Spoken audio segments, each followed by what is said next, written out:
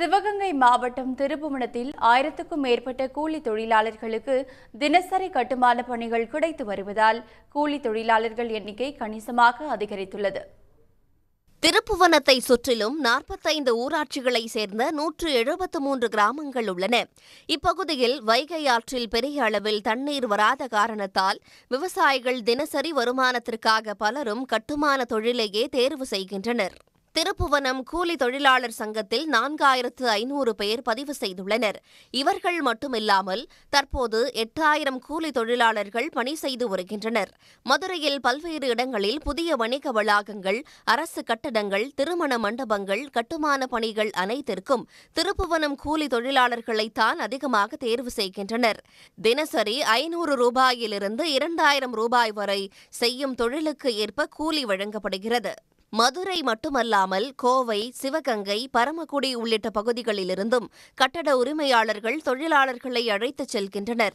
மேலும் கட்டுமான வேலை செய்ய தயாராக இருப்பவர்களுக்கு பணிக்கு தேவையான சாந்து தட்டு, மண்வெட்டி, கடப்பாரை, கம்பி அறுக்கும் இயந்திரம், பலகை அறுக்கும் இயந்திரம் என அனைத்தும் தினசரி வாடகை அடிப்படையில் கிடைக்கிறது.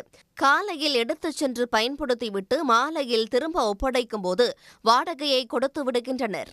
இன்னைக்கு இங்க இருந்ததே எல்லா பேரும் போய்கிட்டு இருக்காங்க. திருப்பணத்துல இருந்து 8500 பேருக்கு மேல இருக்காங்க. இது பதிவு பெற்றவர்களும் 4500க்கு மேல இருக்காங்க. மிச்சம் பதியாம இருக்காங்க. உண்மையான தொழிலாளி கூட இன்னும் பதிவு செய்யப்படலை.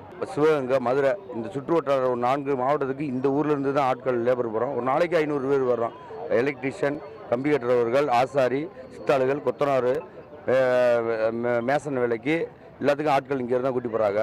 ஆனால் இந்த ஆட்கள் இங்கேருந்து கூட்டி போனால் எங்களுக்கு காலையில் நாங்கள் 7 மணிக்கு வந்துட்டு 9 மணி இருக்கோம்.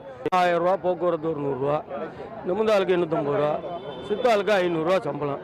இதே சென்ட்ரிங் ஆளுகளுக்கு எல்லாத்துக்கும் ஒரே யூனிஃபார்ம் தான், பெட்டர் எல்லாத்துக்கும். இருந்தால் வெளியில் கூட்டு போயிடுறாங்கல்ல, கான்ட்ராக்ட் படுத்தவங்க அதிகப்படுத்தவங்க கூட்டு போயிடுறாங்க.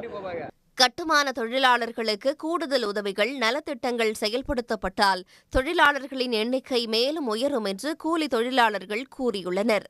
சன் செய்திகளுக்காக செய்தியாளர் கணேசன். உடனுக்குடன் செய்திகளை தெரிந்து கொள்ள சன் நியூஸ் பெல் ஐகானை கிளிக் பண்ணுங்க.